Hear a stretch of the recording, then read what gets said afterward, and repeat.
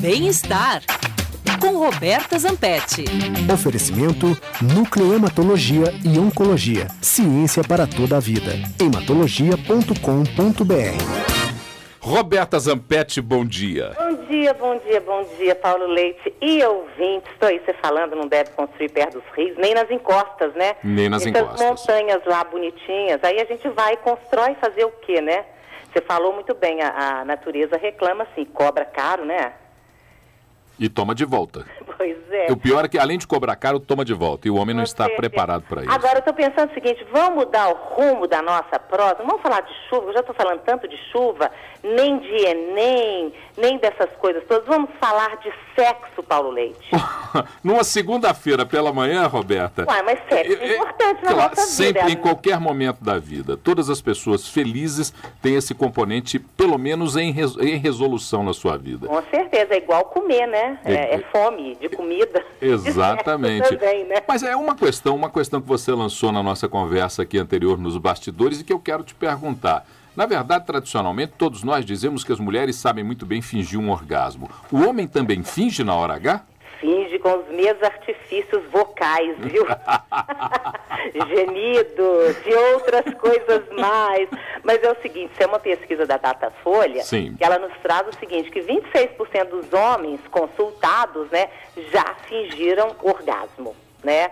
E aí, no total, as mulheres, a pesquisa tá que são 50%, mas eu já ouvi falar em 70% das mulheres que fingem o orgasmo e tudo, mas a verdade é que no total, os brasileiros, entre homens e mulheres, a amostra aponta que 38% dos brasileiros com experiência sexual já fingiram. E para o homem, ele finge, facilitou depois com o uso da camisinha, né, Paulo Leite? É, porque antes da camisinha era mais difícil, né? A prova material estava lá denunciando, né?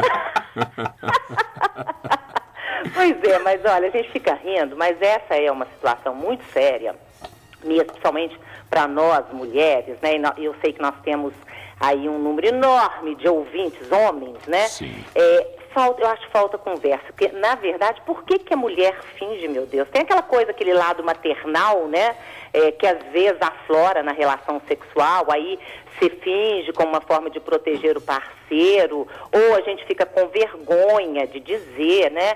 Mas assim, é muito ruim, porque isso dá uma frustração enorme. Agora, Paulo, eu já estava pensando o seguinte, uma encenação de vez em quando não é problema, não. Mesmo porque na vida a gente tem que, de vez em quando, fazer um pouquinho do teatro para que ela fique mais bonita, né? Com certeza. A vida real é muito crua, muito nua. E a gente finge uma vez ou outra para resolver uma situação, ou porque estamos cansadas, ou não enxergamos ali na hora outra alternativa, né?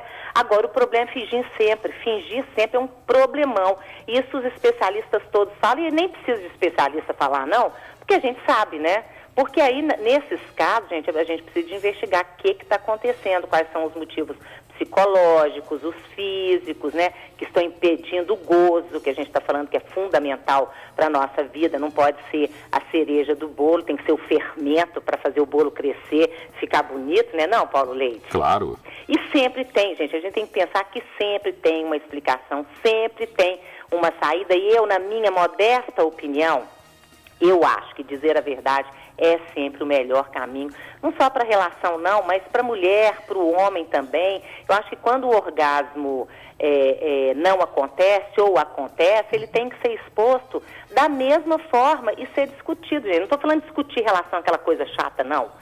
Sabe? Mas é porque, às vezes, é falta de comunicação, de conversa, porque cada pessoa é uma pessoa, né, Paulo Leite? E outra coisa, essa coisa de discutir a relação, o popular DR, é uma coisa que, se ela for evolutiva, ela não pode ser aquela coisa chata.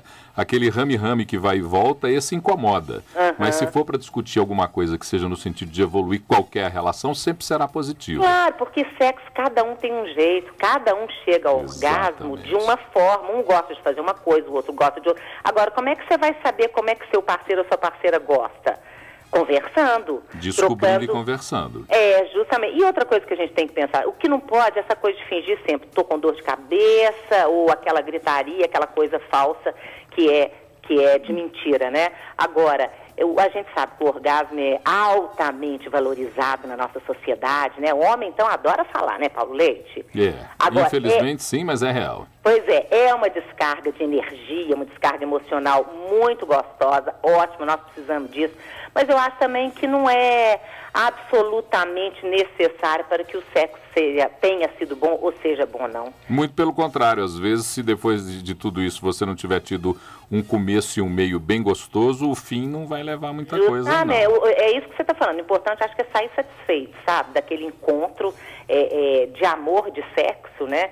Que eu acho que sexo com amor é muito melhor. O próprio Freud, estou me lembrando, ele falava que era a experiência humana mais interessante é você fazer sexo com amor, né? Mas assim, disso tudo é que eu estou propondo para os nossos ouvintes, vamos conversar sobre isso, gente, com o parceiro, porque senão dá uma frustração, sabe? Uma sensação de incapacidade. E a gente sabe que a gente nasce com essa capacidade de ter orgasmo, né? Todos nós, né? Aí vamos deixar os gritos, os gemidos, sabe? Deixa para a atuação dos filmes de série B. A gente tem na vida, a vida real não pode ser um filme. Se ela for sempre um filme, vai ser desmentida. Isso mesmo. Então, acho que é isso. Vamos conversar, ver como que um gosta e o outro. Vamos ter orgasmo, ter gozo, que isso faz bem demais para a vida. E que todos tenham uma ótima semana. Roberta Zampetti, é sempre um prazer conversar com você. Tenha uma ótima semana. E esperemos que na quarta-feira você esteja disposta para conversar conosco pela manhã, porque é muito bom conversar com você. Se Deus quiser, eu estou sempre disposta, né, Paulo? Grande abraço. Beijo. Tchau, tchau. Beijo, tchau.